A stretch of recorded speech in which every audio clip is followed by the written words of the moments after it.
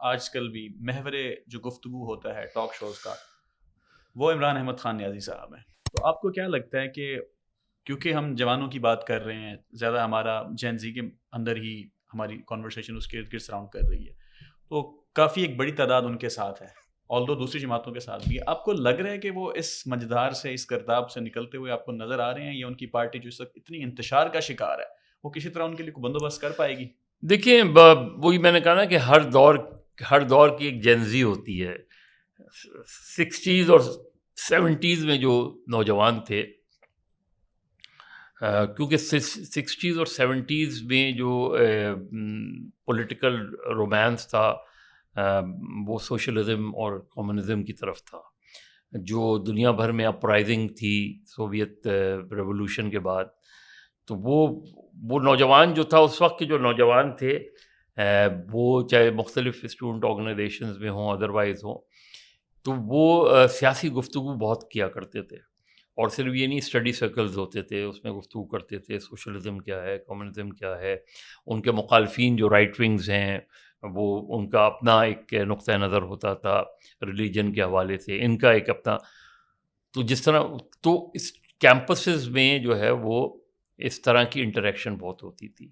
جو آج کا جینزی ہے اس کا ایک، اور اس میں اس کا قصور نہیں ہے، اس کا ایک ڈیلیما یہ ہے کہ اسے وہ اسٹوڈنٹ پالیٹکس نہیں نصیب ہوئی جو کہ ماضی میں 70s اور 80s میں ہم لوگوں کو نصیب ہوئی. اس میں اسٹوڈنٹ یونینز کے الیکشنز ہوتے تھے، ایک طرف ایک جماعت کا جلسہ ہو رہا ہے، دوسری طرف دوسری جماعت کا جلسہ ہو رہا ہے.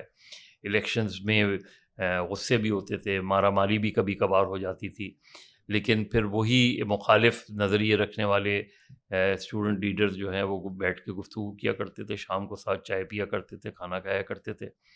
تو ایک لیول آف ٹالرنس بہت تھا اس میں. اور اسی میں بہت سے نوجوان اس وقت ذوالفقار علی بھٹو سے متاثر ہوئے، بعد میں بے نظیر بھٹو سے متاثر ہوئے، بہت سے نوجوان الطاف حسین سے متاثر ہوئے اس میں. آج کا نوجوان عمران خان سے متاثر ہوا اس میں. اب مسئلہ یہ ہے کہ وہ جو نوجوان ہے وہ آج اس لیے تھوڑا سا کنفیوز نظر آتا ہے کیونکہ اسے وہ کوئی آؤٹ لیٹ نہیں مل رہی کہ وہ گفتگو کرے تو کہاں کرے. کیمپسز ایسے ہیں نہیں جو کیمپسز میں جہاں اسٹوڈنٹ پالیٹکس ہوتی ہو، کہ جہاں وہ اس کی انرجی خرچ ہو. اگر اسٹوڈنٹ یونینز اس ملک میں بحال رہتی تو کم سے کم اس کے لیے ایک پلیٹ فارم ہوتا، وہاں گفتگو بھی کرتا، اس کے خلاف آرگومنٹ بھی آتا، وہ اپنے حق میں بات کرتا.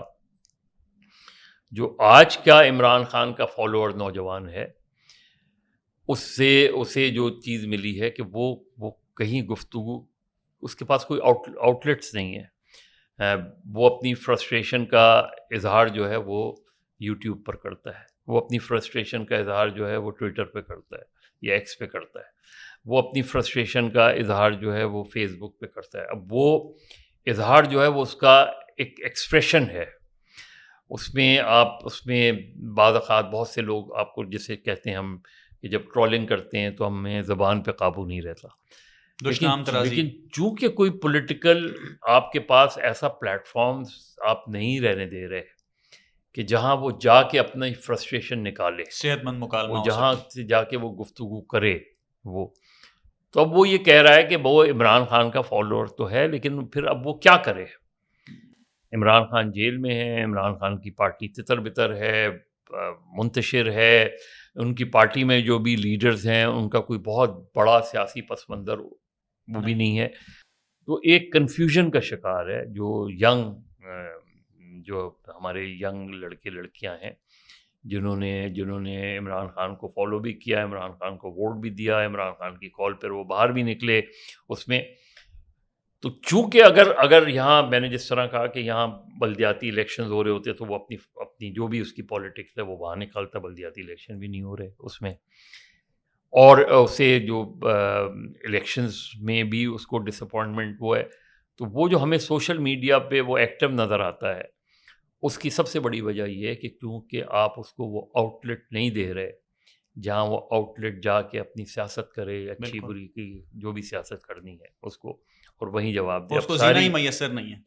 تو اب ساری پالیٹکس جو ہے وہ آپ کی سوشل میڈیا کے گرد ریوالو کر رہی ہے. اب جو دیگر جماعتیں ہیں انہوں نے بھی، کیونکہ جب پی ٹی آئی نے اپنے سوشل میڈیا کو اسٹرانگ کیا تو اس وقت پیپلز پارٹی، نون لیگ اور ان کے سوشل میڈیا تقریباً نان ایگزسٹنس تھے. اب انہیں بھی احساس ہوا کہ سوشل میڈیا کتنا بڑا پلیٹ فارم ہے، ایکٹیویشن ضروری ہے. ایکٹیویشن ہے وہ ہے اس میں. لیکن وہاں بھی ہم نے یہ دیکھا، چاہے پی ٹی آئی کے نوجوان ہوں یا دوسرے ہوں، جو پولیٹیکل ڈیبیٹ ہے وہ اس طرح کی پولیٹیکل ڈیبیٹ نہیں ہے. اس میں ہم پرسنل زیادہ ہیں، کسی کو چاہے وہ اپنی پارٹی کے لوڈ ہوں، دیگر پارٹی کے، تو ہم کوئی پولیٹیکل آلٹرنیٹ نہیں دے رہے، اس پہ ڈیبیٹ نہیں کر رہے. اور وہ کیا کرے، اس نوجوان کو کوئی اس طرح کی سیاسی تربیت ہی نہیں دی گئی کہ جو اس کو اس ڈائریکشن پہ لے جاتی. اب آپ اس پر پابندیاں اور لگا دیں، آپ سوشل میڈیا بند کر دیں، وہ کر دیں، تو وہ مسئلے کا حل نہیں ہوتا. پابندیاں ہمیشہ جو ہے وہ لوگوں کو غلط راہ پہ وہ کرتی ہیں. پھر آپ ان کو جب ہر طرح کا آؤٹ لیٹ آپ بند کر دیتے ہیں تو پھر بہت سے آؤٹ لیٹ جب بند ہو جاتے ہیں تو وہ ان میں سے بہت سے نوجوان پھر آؤٹ لاؤڈ آرگنائزیشن کا حصہ بن جاتے ہیں. یہی ہم نے دیکھا کہ آپ کے یہاں جو ایکسٹریمزم ہے اس میں بھی آپ کو لگے گا کہ بہت سے پڑھے لکھے نوجوان بھی ان تنظیموں کا حصہ بن گئے. بہت سے پڑھے لکھے نوجوان جو ہے وہ خودکش جیکٹ پہن کے پھٹ جاتے ہیں اس میں.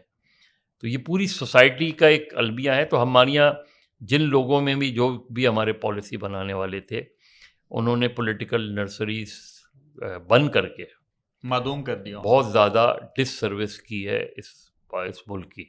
کیونکہ پولیٹیکل تھاٹس، پولیٹیکل تھنکنگ اگر آپ ان کو بند کر دیں گے تو پھر وہی ہوگا جو ہمارے سوسائٹی میں نظر آیا کہ لوگ ایسی تنظیموں کا حصہ بن گئے کہ جو تنظیمیں جو ہے وہ دہشت گردی میں وہ ہیں، وہ ان کی برین واشنگ ہوتی ہے کیونکہ آؤٹ لیٹس ہی نہیں آپ کے پاس. تو سر یہ جو نئی جماعتیں